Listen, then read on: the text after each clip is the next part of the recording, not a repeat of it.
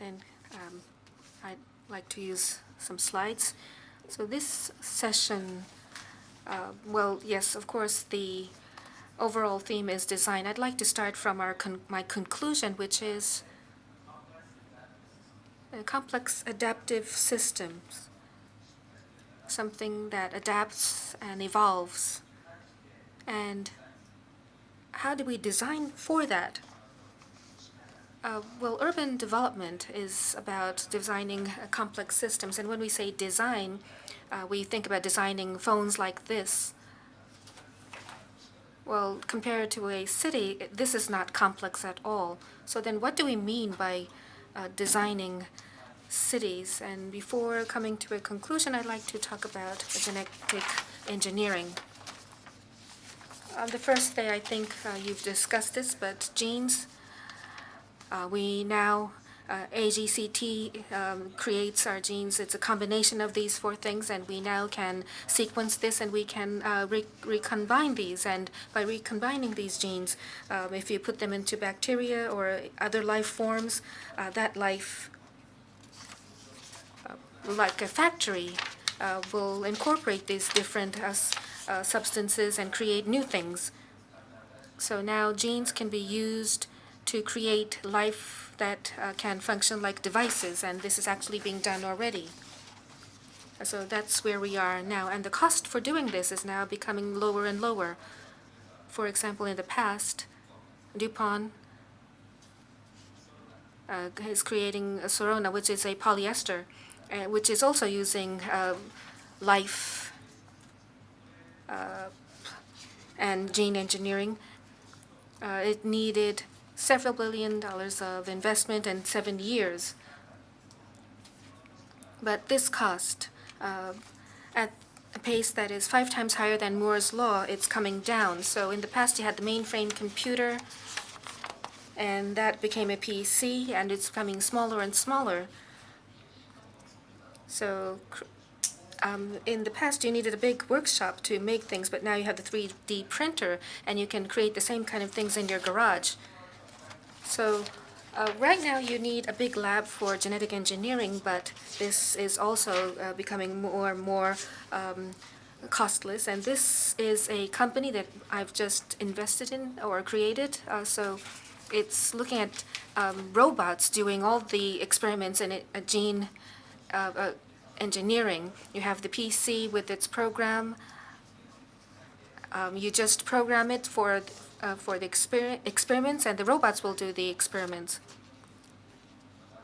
So even if you don't have a lab at your place, you can do some bio-experiments with this. And with this system, it's not just data, but the experiment itself could be handed over to somebody else, and that person can modify that. And in addition to that, I talked about this 2 days ago, but you have this space called hackerspace, created at universities or in small businesses where you have young people come together like hobbyists doing genetic engineering. And you have these places everywhere around the world. And this is my kitchen where bacteria is being designed. We just line them up, and we create some heat shock on them, and we try to design these bacteria. We try to reproduce this, and you needed to have a big lab in the past, but now you can do it in your own kitchen, genetic engineering in your own kitchen. And this is iGen this year, International Genetically Engineered Machines Competition that started at MIT. But the robotics students are competing with their robots, but just like that, genetic engineers, including high school students, come to compete. So unlike robots, genetic engineering could be more dangerous, so many people are focusing on all this. And in 2010, Edward Yu, he focuses on bioterrorism and weapons of mass destruction, which are very important things, and he was the first one to gather many people in the biohacking space to communicate with them. And that communication was really interesting because in the age of internet, he said that we failed in software and because we alienated the young people. So now we still have to struggle with the hackers. So now what he's trying to do is to bring these young people in. In the past, FBI arrested these biohackers or they pushed them underground. But this Edward Yu understood. He wanted to create friends out of these hackers. So he would send FBI agents to the iGEM so that communication could be carried out with these young people. So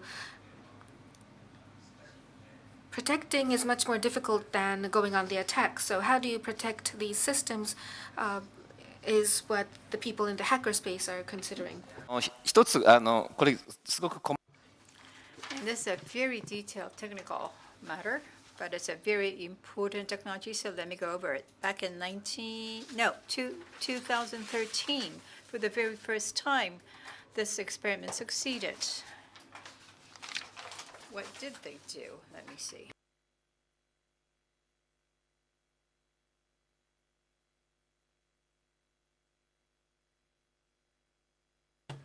Can we go back?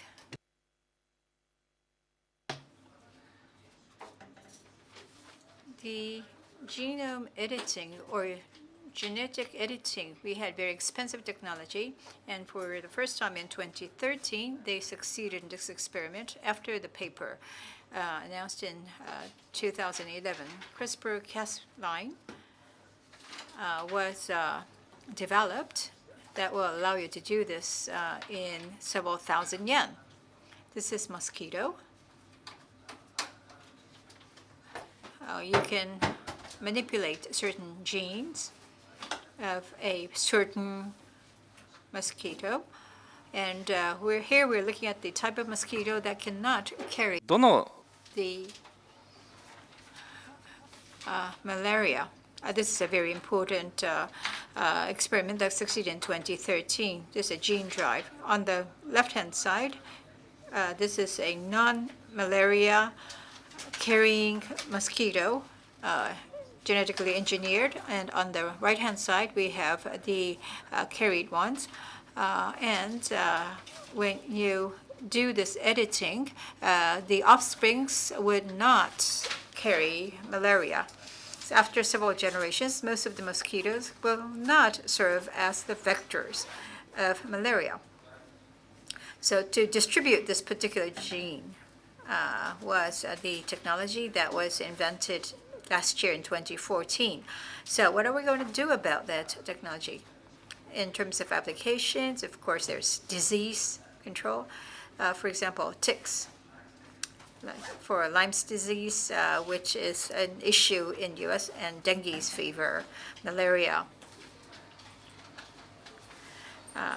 The bugs that are not the vectors of these diseases, when they are released into nature, we can wipe out such bad diseases. And also in agriculture, change the bugs that would not have an appetite for corns, for example. So instead of using pesticides through the genetic engineering of the bugs, insects, we can protect the crops. And in the case of invasive species that did not exist originally, we can weaken their capability and put an end to their life. And with this technology, we can do this less costly, and we can just release them into atmosphere. And of course, you can imagine what the potential issues would be. If the behavior is something unexpected, what do you do? Many safety checks are being performed today. For example, reversing the edited genes. Those versions are already being prepared, so you can undo something that went wrong, or they disappear after several years, or you die if you encounter certain chemicals. Now, the point here is, let's say this was done illegally, or make this illegal. Then people who are not law-abiding would do it anyway. So for the sake of crops, for example, for many food crops, how do you say pesticides in Japanese? ケミカル。殺虫剤。うん。 Yes, pesticides. We are concerned about the health impact of pesticides on humans, that is. And we can reduce that, but at the same time, we will be tinkering with nature. So as Usman said, who decides that? Currently, it will be private corporations or individuals, but actually we need public debate for that. So getting back to that designing complex adaptive systems question, we are really designing, manipulating with nature. So of course, nature being a very complex systems, designing that, well, where the consequence is the question. And this is the artificial guts that we talked about on day one. We do have the research in creating this, but can we really create the intestines that are exactly the same as human intestines? Neurodiversity is a movement that is currently undergoing. Temple Grandin, the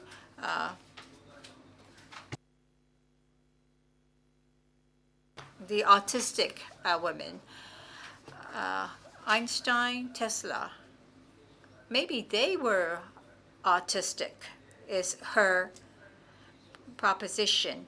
Geniuses, genius and autism people are very similar. Without autism, maybe we don't have any geniuses, and therefore we are still living in caves, most probably, is her conjecture. One of the reasons why we have autism is because of the genes, some part of the genes being damaged, especially in the case of males. As you age, your genes will degrade. So there is a technology to clean that up. And through the genetic engineering, we can also reduce the probability of developing autism. So when you say you have a married couple, and let's say you could either have Einstein or autistic child. If that's the alternative, most people would not decide to have children. They want more ordinary children. But if that's the case, we're not going to have any geniuses anymore. So if we get the choices of having children, although surveys indicate that most people want their children to be geniuses, but I don't think that's true. I think most people would want the ordinary children. And when you actually look at the results of the eggs that people buy, we do find that most people prefer ordinary people.